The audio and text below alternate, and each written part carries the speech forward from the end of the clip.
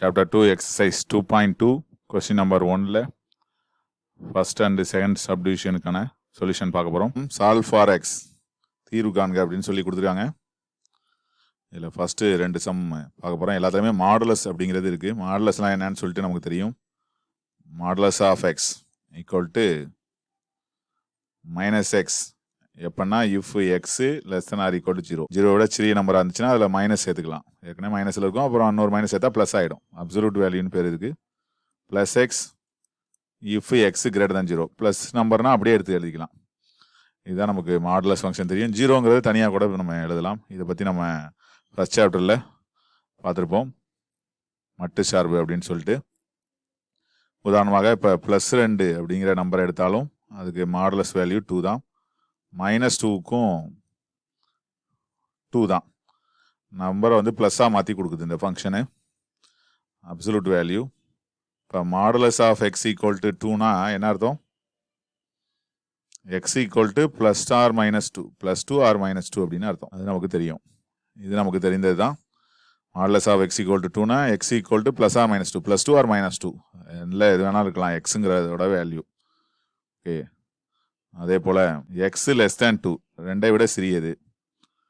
அதே போல் x greater than -2. இப்போ ரெண்டையும் நம்ம கம்பைன் பண்ணுறோம். -2 விட -2 less than x less than 2ன்னு இதை எழுதலாம். மாற்றி எழுதுனோம்னா எப்படி? இதை மாற்றி எழுதுனோம்னா என்ன கிடைக்கும்? -2 லெஸ் தேன் எக்ஸ் இருக்கும். ஒரு எக்ஸ் போட்டு எழுதுனோம்னா -2 லெஸ் தேன் எக்ஸ். இப்போ நம்ம இதை வந்து எப்படி சொல்லலாம் சுருக்கமாக அப்படின்னா, -2க்கும் +2க்கும் இடைப்பட்டதாக இருக்குது அப்படின்னா modulus of x less than 2, அதோட அப்சல்யூட் வேல்யூ மட்டு மதிப்பானது 2ஐ விட சிறியது. ஆமாம், -2லேருந்து +2 வரைக்கும் உள்ள எண்களை நம்ம பார்த்தோம்னா அதோட எண் மதிப்பு, நம்ம ஒரு நம்பர் லைன் எடுத்துக்குவோம். இதில் இருக்கக்கூடிய எண்களை எடுத்துக்கிட்டோம்னா -2லேருந்து +2 வரைக்கும் இடைப்பட்ட எண்கள் லெஸ் தேன் போட்டிருக்கோம் நம்ம. அப்போ எண்களை பார்த்தோம்னா அதில் இருக்கக்கூடிய எண்கள்லாம் அதோட மட்டு மதிப்பு 2ஐ விட சிறியதாக இருக்கும். அதுதான் இது சொல்லுது. அப்போ இது மாதிரி உள்ளதை நம்ம இப்படி எழுதலாம், இப்படி உள்ளதை இப்படி எழுதலாம் அப்படின்னு கூட நம்ம படிச்சுக்கலாம். அப்போது இதை நம்ம பொதுவாக எடுத்துக்கிட்டோம்னா எப்படி எழுதலாம்? Modulus of x less than r அப்படின்னா அதை எப்படி எழுதலாம்? -r less than x less than +rன்னு எழுதலாம். இதே போல் modulus of x less than R equal to ஆர்னா அதை எப்படி எழுதலாம்? -r less than R equal to x less than R equal to +r அப்படின்னு எழுதலாம். அதோட எண் மதிப்பானது அதன் மைனஸ் மதிப்புக்கும் ப்ளஸ் மதிப்புக்கும் நடுவில் இருக்கும்.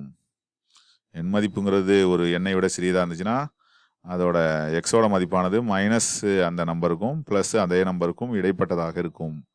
அப்படிங்கிறது தான் இதுலேருந்து நம்ம எடுத்துக்கொள்ளக்கூடியது. இதுதான் இப்போ நம்ம அந்த பயிற்சிக்கு அதிகமாக தேவைப்படக்கூடியது. இப்போ மாடுலஸ் ஆஃப் எக்ஸுங்கிறது எப்போதுமே பாசிட்டிவ் அப்படிங்கிறது நமக்கு இதுலேருந்து நல்லா தெரியணும். இதோட குறைந்தபட்ச மதிப்பு வந்து 0 தான். எப்போதுமே அது 0 அல்லது 0 விட பெரிய எண்ணாக தான் இருக்கும் அப்படிங்கிறத நம்ம தெரிஞ்சுக்கலாம். ஏன்னா அது முழு எண் மதிப்பு மட்டும் தான் சொல்லுது அப்படிங்கிறத நம்ம தெரியணும். இடைவெளியில் எப்படி குறிக்கலாங்கிறதையும் நம்ம தெரிஞ்சுக்கிறது நல்லது. உதாரணமாக இந்த -r less than x less than R எப்படி எழுதலாம் இடைவெளியில் அப்படின்னா -r, +r அப்படின்னு எழுதலாம். இதை எப்படி எழுதலாம்? க்ளோஸ் இன்டர்வல் -r, +r அப்படின்னு எழுதலாம். இது மூடிய இடைவெளி, இது திறந்த இடைவெளி. அது நமக்கு தெரியும். அது நம்ம ஏற்கனவே பார்த்துருப்போம். a, bனா என்னது? a less than x less than b. ஏவுக்கும் பிக்கும் இடைப்பட்ட எண். ஏவும் பியும் தவிர நடுவில் உள்ள எண்கள் மெய் எண்கள் எல்லாம் ரியல் லைன். அதுதான் நமக்கு தெரியணும். a, b அப்படின்னா என்னன்னு தெரியும் நமக்கு? மூடிய இடைவெளி a less than R equal to x less than R equal to b அப்படிங்கிறது தெரியணும். இதுக்கான விளக்கங்கள்லாம் நம்ம ஃபஸ்ட்டு சாப்டர்லேயே படிச்சிருப்போம். இப்போ இங்கேயும் தேவைப்படுது. இப்போ கணக்குக்கு வருவோம்.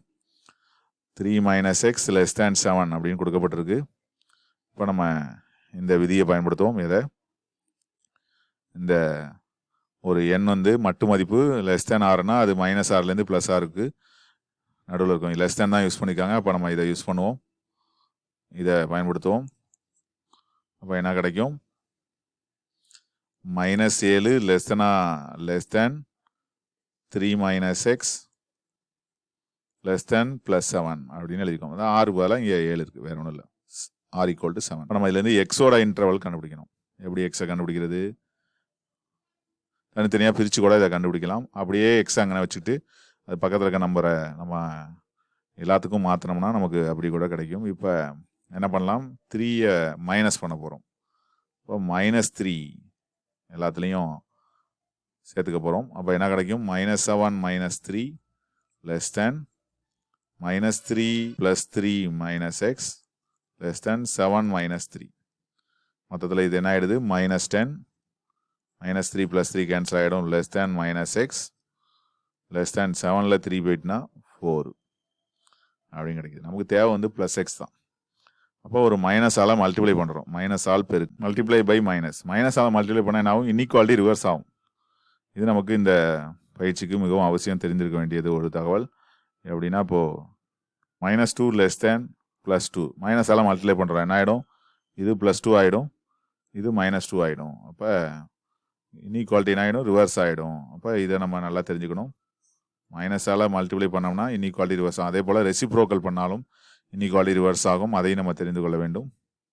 அது ஏற்கனவே முதல் பயிற்சியில் பார்த்துருக்குறோம். கடைசி கணக்கில் 2 விஷயங்கள் நம்ம எப்போதும் ஞாபகம் வச்சுருக்கணும். மைனஸால் மல்டிப்ளை பண்ணால் என்ன ஆகிடும், இது +10 ஆகிடும், இது கிரேட்டர் தென் ஆகிடும், +x இது கிரேட்டர் தென் -4 ஆகிடும். இப்போ மாற்றி அளிக்கலாம், -4 தான் மிகச்சிறிய எண். அப்போ -4 less than x less than 10 அப்படிங்கிறது கிடைக்கிது. இதுதான் நமக்கு இந்த கணக்குக்கு தேவையான தீர்வு அப்படிங்கிறது. இதை நம்ம இடைவெளியிலையும் சொல்லலாம். எப்படி சொல்லலாம், x belongs to -4, +10 அப்படிங்கிறத நம்ம இப்படின்னு சொல்லலாம். இதுதான் தீர்வு. அப்போ எடுக்கக்கூடிய எண் வந்து -4லேருந்து +10க்கும் நடுவில் இருந்துச்சுன்னா அது இந்த சமன்பாடை நிறைவு செய்யும். உதாரணமாக ஒரு 0 எடுத்து போடுமே, 0 போட்டோம்னா 3 மாடலஸ் ஆஃப் 3ங்கிறது என்னது, வெறும் 3 வரும். 3ங்கிறது 7ஐ விட சிறியது, சரியானது. இப்போ இதெல்லாம் நமக்கு கிடைக்குது. அதனால் எந்த எண்ணாக இருந்தாலும் அதுக்கு இந்த இடைவெளியில் உள்ள எண்ணாக இருந்தால் அது வந்து நமக்கு தீர்வாக அமையும். ஓகே, அடுத்தது தீர்வாக அமையும் அப்படிங்கிறது தெரிஞ்சுக்கிறோம். அடுத்தது பார்க்குறோம், இரண்டாவது கணக்கு 4x - 5 ≥ -2. 4x - 5 ≥ -2. இதை கவனித்தோம்னா -2ஐ விட பெரிய எண், ஒரு மாடுலஸ் வேல்யூ -2ஐ விட பெரியதாக தான் இருக்கும் எப்போதுமே. எந்த வேல்யூ போட்டாலுமே இதுக்கு வரக்கூடிய நம்பர் ப்ளஸில் தான் வரப்போகுது. அப்போ ஏற்கனவே நம்ம சொல்லிக்கிறோம் modulus of x is always greater than 0. அப்போ மைனஸ் நம்பரை விட பெருசுன்னு சொல்கிறதுல பெரிய ஆச்சரியம் ஒன்றும் இல்லை. அதனால் இந்த சம்முக்கு என்ன பண்ணலாம், for all values of x modulus of 4x - 5 is positive. எப்போதுமே ப்ளஸ் தான் இருக்கும். இப்போ இதில் எக்ஸின் எல்லா மதிப்புகளுக்கும் இதோட மதிப்பு வந்து ப்ளஸ்ஸாக தான் இருக்கும். இப்போ ப்ளஸ்ஸு தான் இருக்கும். மாடுலஸ்னாலே அது மட்டு மதிப்பு ப்ளஸ்ஸாக தான் தரும். அப்படிங்கனால இதோட ஆன்சர் வந்து எப்போதுமே ப்ளஸில் தான் இருக்கும். நம்ம ஏற்கனவே பார்த்துருக்கோம். இதோட கிராஃப் பார்த்தாலே நமக்கு தெரியும். இது வந்து இதோட ரிசல்ட் வந்து பார்த்தோம்னா ஒய்யோட y = மாடுலஸ் ஆஃப் x அப்படின்னு ஒரு கிராஃப் வரையணும்னா அது ஒய்ஹெச்சோட பாசிட்டிவ் சைடில் தான் இருக்கும். நெகட்டிவ் சைடு ஒய்யோட ஆன்சர் வந்து மைனஸ் பக்கமே வராது. இது மாடுலஸ் ஆஃப் எக்ஸோட கிராஃப் நமக்கு நல்லா தெரியும். எக்ஸோட வேல்யூ மைனஸா ப்ளஸ்ஸோ, ஒய்யோட வேல்யூ வந்து ப்ளஸில் தான் இருக்கும். அதனால் modulus of x is always positive அப்படிங்கிறது நம்ம கிராஃப் மூலமாகவும் புரிந்து கொள்ளலாம். அதனால் இதுலேருந்து நம்ம என்ன சொல்லலாம், எல்லா எக்ஸுக்கும் எக்ஸோட வேல்யூ எந்த எக்ஸாக இருந்தாலும் சரி மாடுலஸ் ஆஃப் 4x - 5 வந்து greater than or equal to -2 is true அப்படிங்கிறது உண்மையாகிறது. எதுக்கு, எல்லா எக்ஸுக்கும், எல்லா x belongs to R இருக்கும். அப்போ எல்லா அப்படிங்கிறது முக்கியமானது. இங்கே for all x belongs to R modulus of this value வந்து greater than or equal to -2 என்பது உண்மை. அதனால் இதற்கான தீர்வு அப்படிங்கிறது என்ன, சொல்யூஷன் இஸ் என்னது அப்படின்னா x belongs to R. அதுதான் இதுக்கான தீர்வு. அதாவது தேவையான தீர்வுங்கிறது எல்லா மெய்யெண்களும் அப்படிங்கிறது தான் இதுக்கு உள்ள ஆன்சர். அப்போ எந்த நம்பரை போட்டாலும் இதுக்கு ஆன்சர் வரும். அப்போ எல்லா மெய்யெண்களும் இதற்கு தீர்வாக அமையும் அப்படிங்கிறது தீர்வு கணம்ங்கிறது R அப்படிங்கிறது இந்த கணக்கு மூலமாக தெரிஞ்சுக்கிறோம். இப்போ இந்த ஃபஸ்ட்டு 2 கணக்குகளின் மூலமாக மட்டு மதிப்பு அப்படின்னா என்னங்கிறத தெரிஞ்சுக்கிறோம். அதில் இது மாதிரி லெஸ் தேன் வந்துச்சுன்னா அதை எப்படி நம்ம கணக்கு ஆன்சர் பண்ணுறது அப்படிங்கிறத இந்த கணக்கு மூலமாக புரிந்து கொள்கிறோம். தேங்க்ஸ் ஃபார் வாட்சிங்.